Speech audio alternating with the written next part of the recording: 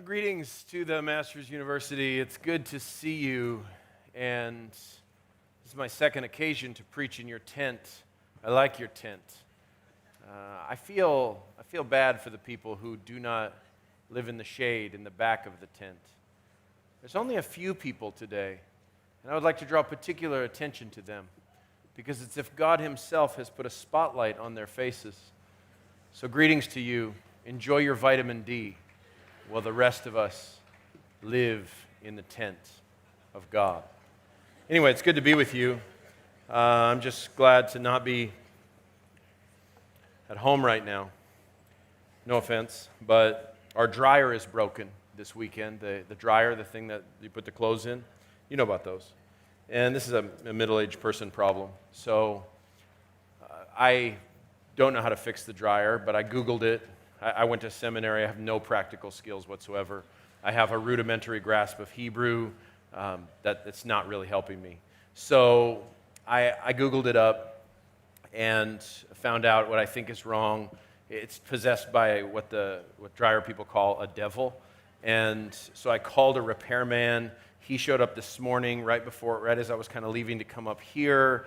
And I've been thinking all weekend about my assignment of talking to you about Ecclesiastes, one of my favorite books of the Old Testament, one of the most misunderstood. I think I've preached 4 or 5 messages to you on Ecclesiastes over the years, but I was thinking about what Harry asked and Johnny asked me to talk about, which is complexity and vulnerability from Ecclesiastes. Harry said something like, I heard you preach a sermon once on complexity and vulnerability. So I've been so perplexed by what that means. I have no record of any sermon like that. I have no record of any sermon I've ever preached, so it kind of makes sense. So I'm just thinking perplexity, and I'm thinking vulnerability, and my dryer's broken, and these things are coming together. And so the man shows up today to fix the dryer right as I'm leaving, and I decide to stay and talk to the man.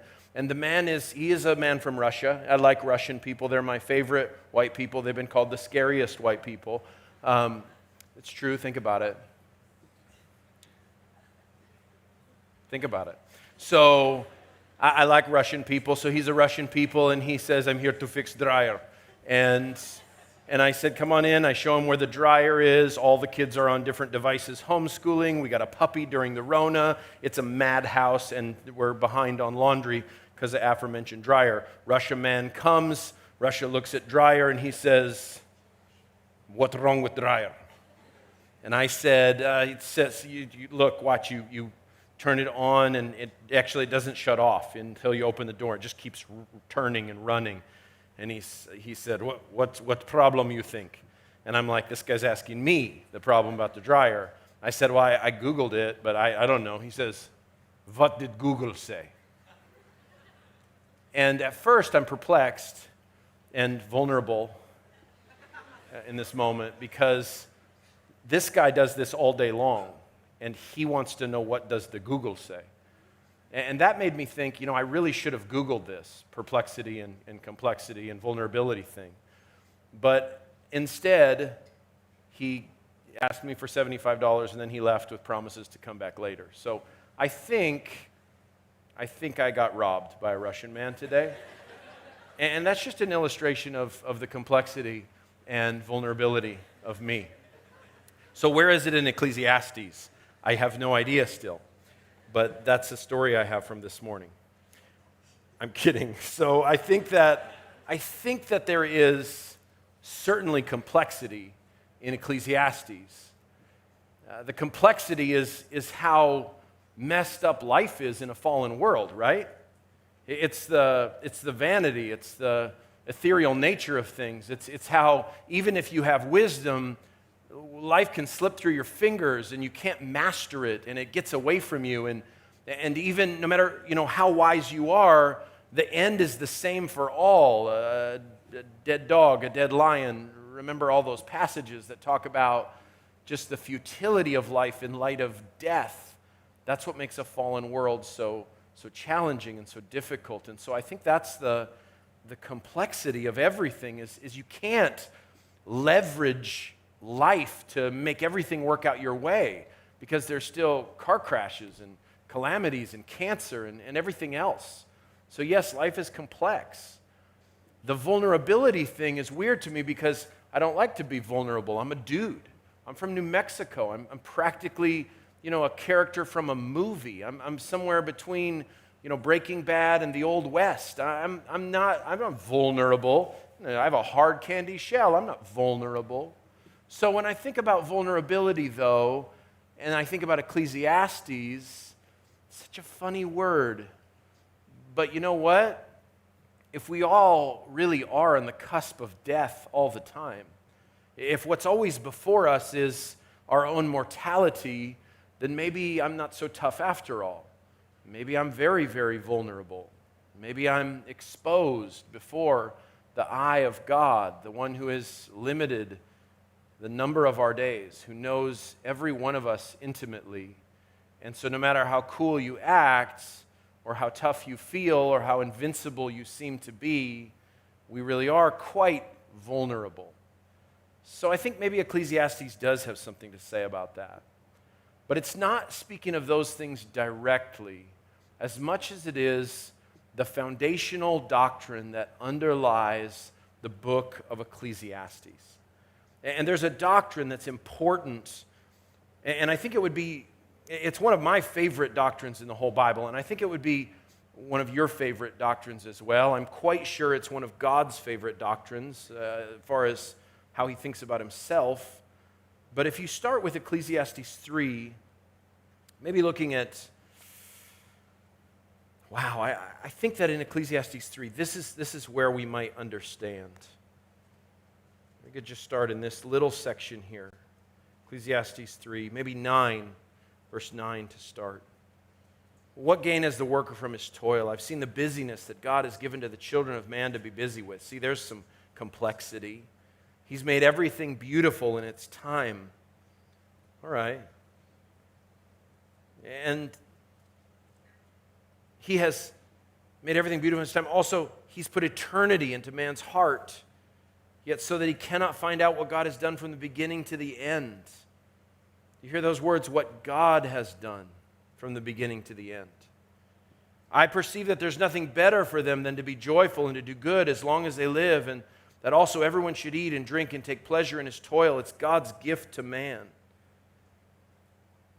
Verse 14, I perceive that whatever God does endures forever. Nothing can be added to it, nor anything taken from it. God has done it so that people fear before him. That which is already has been. That which is to be already has been. And God seeks what has been driven away. Verse 14 again, whatever God does endures forever. Or Ecclesiastes 9:1 maybe, but this I laid to heart, examining it all, how the righteous and the wise and their deeds are in the hand of God. Whether it is love or hate, man does not know, both are before him. Those verses all highlight this most fundamental doctrine that the Bible features so clearly, that there's no question when you read the scriptures that this is what God is all about. It is that our deeds are in the hand of God. It is that whatever has been and whatever will be already has been, because God is the one that seeks, and God is the one that has done it, Ecclesiastes 3:14. It's the doctrine of God's absolute sovereignty. His unquestionable sovereignty is an underlying belief of Solomon's philosophy of life. And it isn't morose, it isn't fatalistic ultimately, because it's not nihilistic. Instead, Solomon understands that the reason life is like this, frustrating, hard, slips through your fingers, can not work out the way you plan, and ends with death, is because God is in control of the world and not us. That's called the sovereignty of God. And so I want to look not at Ecclesiastes today, but at a psalm. Just a brief look at a psalm, Psalm 115. It's my favorite song about the sovereignty of God. And it's a song that is for your Monday meditation today. I want you to take this song with you, particularly verse 3, to remember the sovereignty of God, a doctrine that probably all students at Masters understand, that they comprehend to some degree, that they hold on to. But the goal today is that I would fortify your loyalty to this sovereign God, that you would have a greater grasp and a greater awe and a greater worship at the sovereignty of God specifically, that the sovereignty of God would cause you not just to tremble before Him in worship, but also to delight your heart when life is complex. And also bring us to a point of vulnerability. And by that, I mean a kind of awareness that we are not sovereign, that He is in control of every circumstance, every difficulty, every joy, every pleasure, every calamity, every wonderful, cherished moment, all come through the hands and the fingers of a sovereign God. Nothing enters your life, and nothing will provoke your worship like understanding God's meticulous sovereignty. And that's why I love Psalm 115. Let me just read it to you. It says, "Not to us, O God, not to us, but to your name give glory, on account of your committed love, on account of your truth." Why should the nations say, "Where is their God?" As for our God, He is in the heavens. Everything He desires, He does. Verse 4, "Their images are silver and gold, the work of human hands. They have a mouth and they do not speak. They have eyes and they do not see. They have ears and they do not hear. They have a nose and they do not smell. Hands and they do not feel. Feet and they do not walk. They do not make a sound in their throats. Like them are those who make them, everyone who is trusting in them." Verse 9, "Israel, trust in Yahweh. Their help and their shield is He.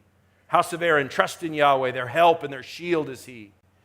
You who fear Yahweh, trust in Yahweh. Their help and their shield is He. Yahweh has remembered us. He will bless us. He will bless the house of Israel. He'll bless the house of Aaron. He'll bless those who fear Yahweh, the small ones with the big ones. Yahweh will add to you and to your sons. You are Yahweh's blessed ones, maker of heaven and earth." The heavens are Yahweh's heavens, and the earth He has given to the sons of man. It is not the dead who will praise Yahweh, nor all who go down to silence. It is we who will bless Yahweh from now and forever. Hallelujah. This is the very word of the living God.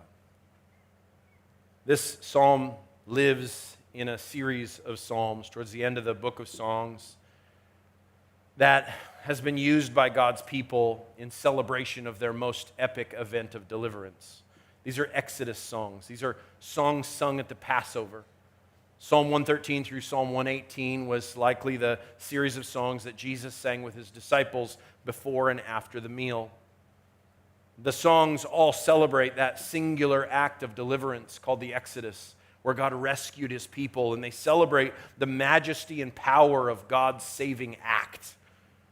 They continue to expand their focus as you get to the latter Psalms of 115 through 118, because 117 goes global with this praise of God, the deliverer, calling all nations to praise Him, all peoples. And Psalm 118 has this beautiful procession to it, a Passover procession that takes this whole world that's been invited to praise and calls them to enter into Yahweh's gates of praise, into worship. But this song in the middle has so much substance to it, so much depth. And I really think the key to understanding this song is to just look at its arrangement. Like most Hebrew poetry, it has bookends on it, or a kind of a chiastic look. In other words, the beginning stanza matches the end stanza. Verses 1 through 3 talk about God and His people, and so do verses 16 through 18. It's God's covenant relationship with His people, how God feels about His own, where God relates to them and how they relate to Him. God and His people are featured at the beginning and end of this song, but the middle of this song is captivating to me because It shows a relationship of contrast. Verses 4 through 8 shows us the relationship of the false gods, of idols, and the people who worship them. And then verses 9 through 15 show us God's active blessing on his people. So what does it look like when you have a relationship with a sovereign God? So this song is about God's people's loyalty to a sovereign God, and God in his sovereignty and his loyalty to his people. But it's contrasting those who do not have a God like our God. And so this song shows us why the sovereignty of God should compel us to worship him, why it should bring delight to our hearts, why we should find joy and happiness and pleasure in this doctrine of the sovereignty of God. So let's just look at it. From altitude, we won't get into every word and every verb and every phrase, but I want to look at it. Let's just work our way through this song, starting with God and his people. Notice that all glory and honor and praise is his and not ours.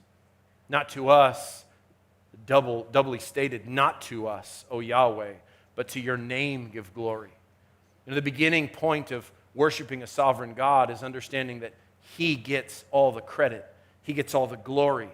This is why our worship ultimately must be focused on giving him praise, adoration, of acknowledging his worth. That's what worship is about. And there's a basis for our worship, not just warm feelings. It's on account of something. Two things, actually, in verse 1.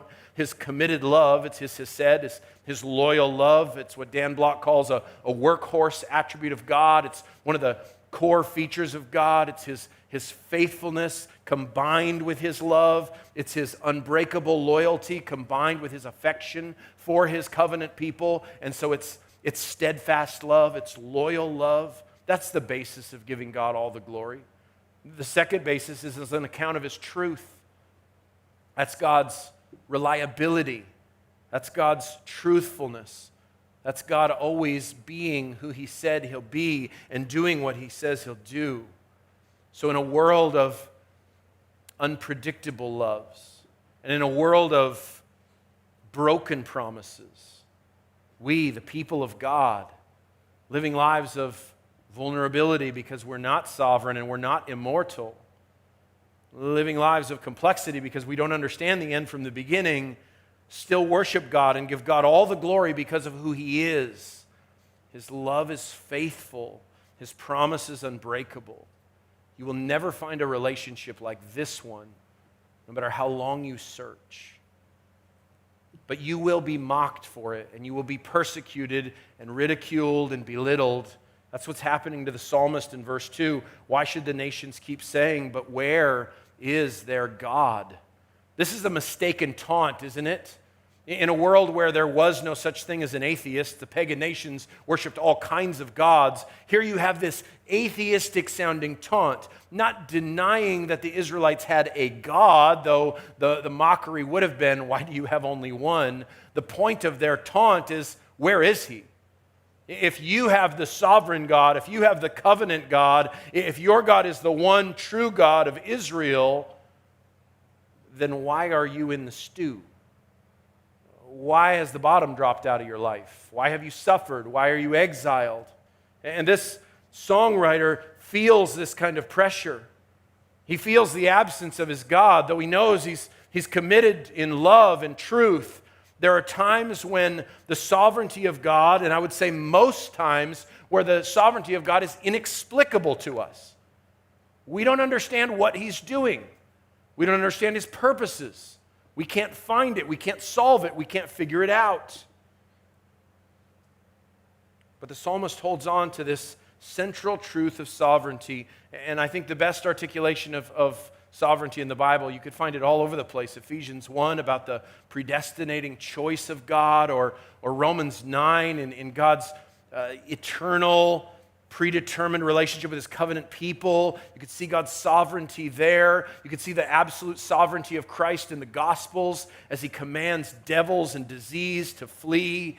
I mean, God is sovereign all over the Bible, but my favorite statement, and I think the clearest statement of God's sovereignty is in Psalm 115, verse 3. God is in heaven. He does whatever He pleases. What a fantastic definition of God's meticulous and absolute sovereignty. It's not just saying God is in control of everything. It's going beyond that. As for our God, He is in the heavens. The point isn't His locale. The point isn't that God is up there. That's why we can say, where our God is. The taunt is, where's your God? Why isn't He active? Why isn't He intervening? Why isn't He rescuing you? And you could say, well, He's in heaven. But it doesn't stop there, that it's just that He's not right here with us, per se. It's not just that, well, He's big, He's huge, He's up there in heaven, He's watching over us. No. He has throne control. He has absolute sovereignty where He is. So His location is representative of His sway, of His power.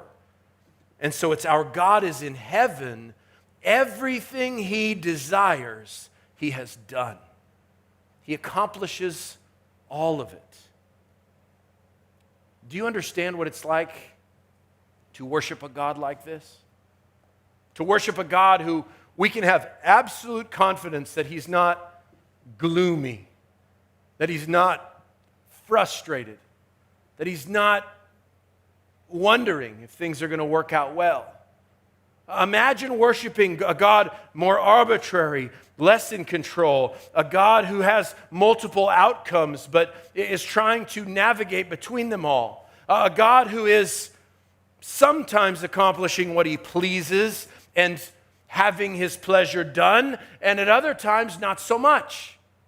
That would be a disaster of a God. Our God is in heaven, and He does exactly what He pleases. Our sovereign God does what He wills. And because He is perfect, and because He's good, His sovereignty is such a beautiful attribute because we are always frustrated. We're always confused by complexity. We're always so short-sighted and limited, and we sometimes get what we want, and even when we get what we want, we find out it's not what we want, or we shouldn't have wanted what we wanted to get.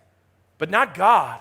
He's in heaven, and He does exactly what He pleases. All that He desires, He does. This is our sovereign God. Compare Him to the alternatives. That's what verses 4 through 8 does. Their images are silver and gold, the work of human hands. And here, alongside of Isaiah 40, Isaiah 44 is one of these quintessential exposés of idolatry. And very few of you come from a culture where people bow down and worship actual statues, carved images. And probably in a generous take, you would understand that an idol or a false god or an altar set up to worship some kind of pagan deity, they're not often worshiping the actual carved image they bought at a store, but they're worshiping what that image represents. But the Bible isn't so generous with idolatry. It never says that. Instead, it mocks the object. It looks at this carved creature, whether it's Baal or whether it's Dagon or some modern god of human imagination, and calls it like it is. It's silver and gold. It's made by human hands.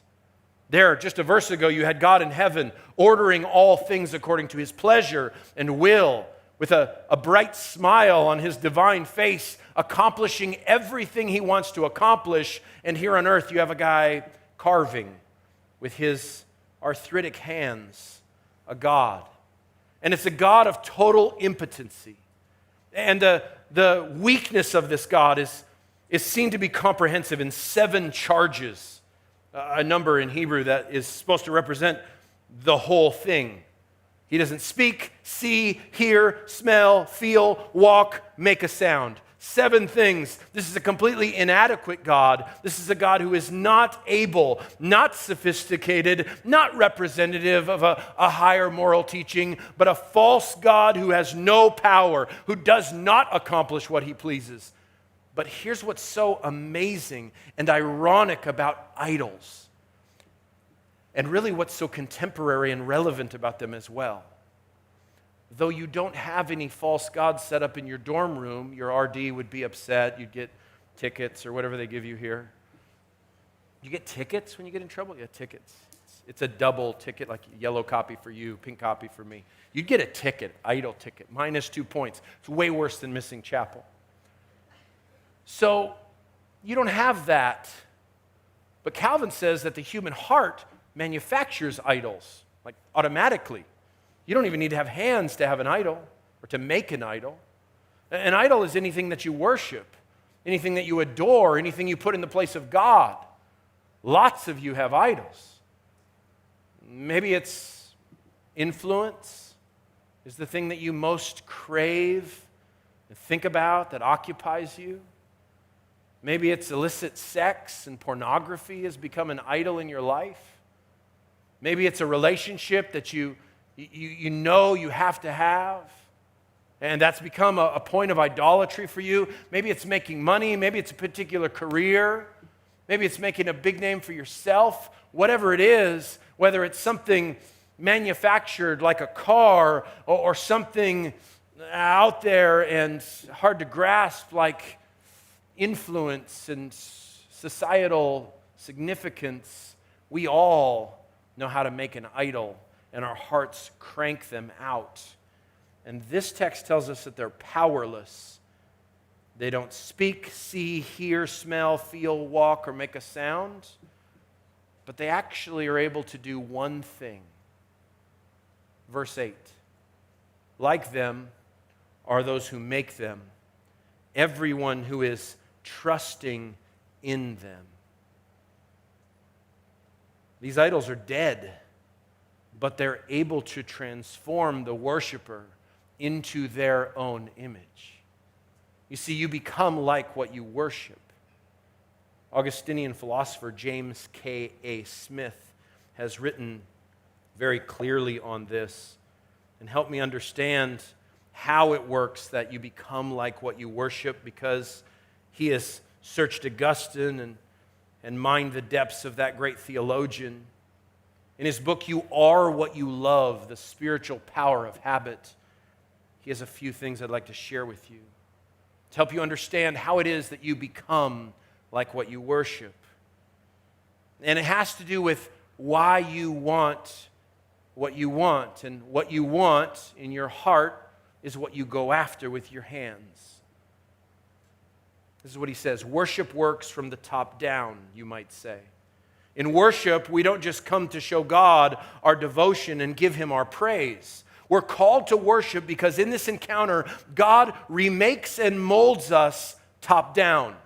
Worship is the arena in which God recalibrates our hearts, reforms our desires, and rehabituates our loves. Worship isn't just something we do. It is where God does something to us. Worship is the heart of discipleship because it's the gymnasium in which God retrains our hearts.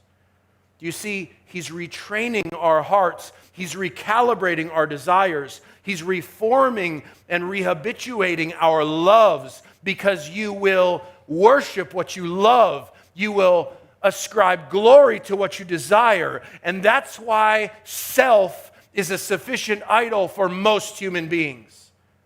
That look in the mirror, that compelling person that you see in your own eyes is usually enough idol to damn any human being to hell forever, because you spend your life feeding that, reflecting on that, looking at that, at self, and saying, yes, let's give it more.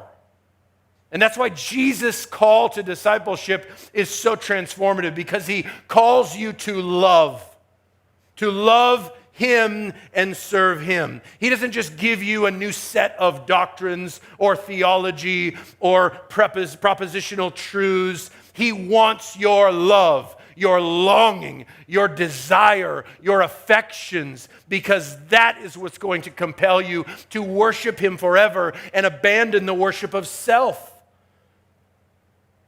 Your deepest desires are on display in the normal parts of your life.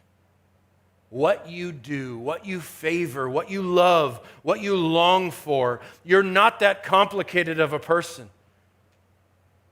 What's happening in your mind, in your heart, in your desires is that you're learning to love something. What is it you're learning to love? Is it pursuit of fleshly pleasure, or is it the glorious, matchless, lovely, and sovereign Christ? What is it your heart wants? Because Jesus is asking you to get that love and that worship aligned in a place where it will truly satisfy your soul and glorify the only one who can satisfy your soul. To hunger and thirst after righteousness is to crave the sovereign God who made you, that you cannot find any rest in your soul until you find rest in Him.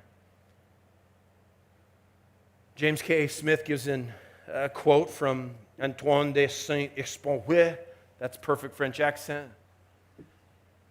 You don't think so? Oui.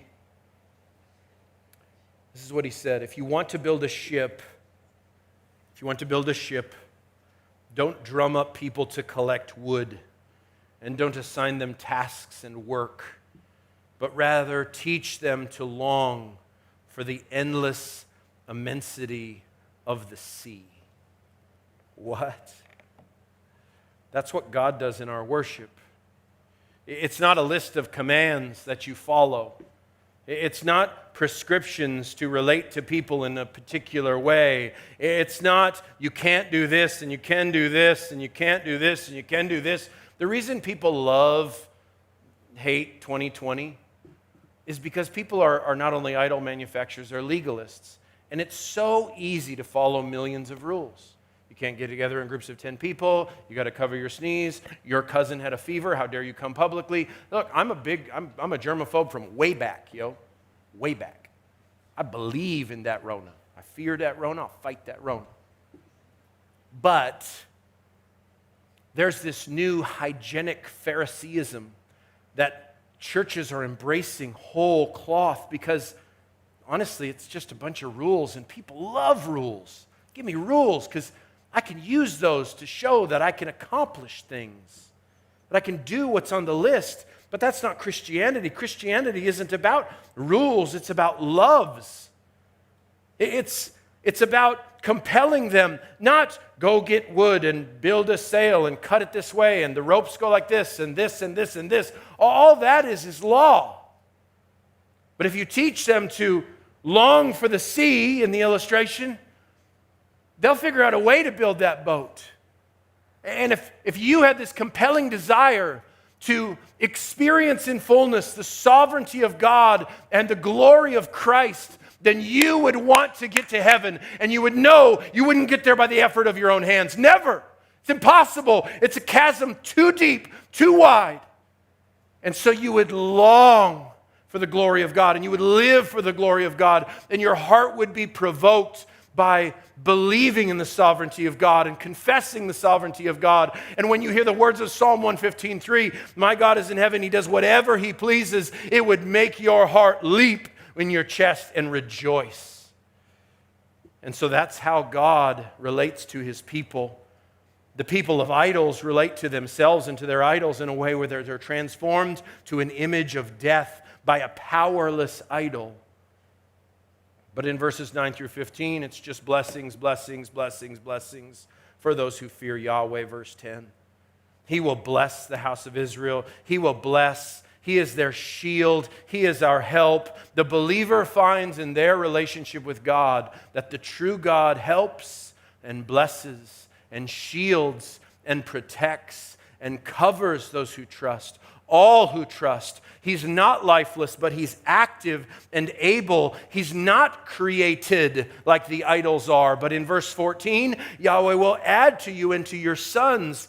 You are Yahweh's blessed ones. He's the maker of heaven and earth. So here is God actively helping, protecting, shielding, covering his people, not as a created thing like the idols, but as a creator, creating his people, verse 14, because he alone made everything, verse 15. The cornerstone of God's sovereignty is that God made everything, spoke it into existence. He is Lord of all.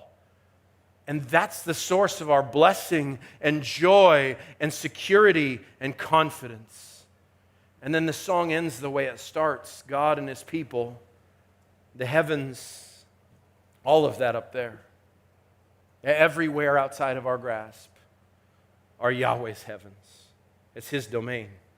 And the earth he has given to the sons of man. That's a very Ecclesiastes line. What does it mean? Well, that earth you're leaning on right now, that belongs to God. And the proof is that he's given it to you. It was a gift from the one who made it, the one who sustains it, the one who created it. And then verse 17, it's not the dead who praise Yahweh, nor all who go down to silence. It is we who will bless Yahweh from now and forever. Praise Yahweh. This verse causes confusion to people who don't read the Bible in context. They think there's something weird going on here. They're saying, wait, the dead do praise God, right? That's the hope of heaven. But this isn't a statement about personal eschatology. This isn't a statement about what happens to you after you die. In the Hebrew Bible, Sheol, the grave, are always places where praise stops. And that's not because they didn't understand that heaven is a world of love and praise. That's because it's the onus, responsibility, and privilege of the people of God who inhabit this earth right now, who receive the blessings in verses 9 through 15, to use their life and use their mouth to praise this sovereign God forever. Because a time comes, Ecclesiastes has told you so many times that most of you are over the morbidity of Ecclesiastes. You've already painted your fingernails black. You understand death is coming, death is everywhere, death, death, death, death, death. But the clarion call in verse 17 is the privilege of the living is to praise God, to worship God, to adore the sovereignty of God. This isn't personal eschatology. This is the earthly blessings, and the experience of God's complex and meticulous sovereignty seeks earthly praise. And the testimony is to the taunters who say, where is your God? How come life is hard for you if your God is in control of everything? Why are you weak? Why are you poor? And your response is to bless Yahweh from now and forever, to say hallelujah, to praise the covenant God. It's the same way that old hymn says it. William Cooper, there is a fountain filled with blood drawn from Emmanuel's veins. Remember that line in it? When this poor, lisping, stammering tongue lies silent in the grave. Cooper knew that we'd praise God in heaven, but he knew that the earthly opportunity was one to be grasped, because it's here where we feel the vulnerability. It's here we experience the complexity. And so it's here that we need to call to worship the sovereign God. Father, thank you for your love and truth. And not to us, but to you be all glory, honor, and praise. When the nations say, where is their God? We say he's in heaven, doing exactly as he pleases. And we worship you for that, O God. The heavens are your heavens, the earth he's given to us. May we praise you with our mouths while we live, trusting that you have numbered our days, that you have ordered the complexities, that you have all the answers, that you have all authority, and we praise you from now and forever. In sovereign, matchless King Jesus' name.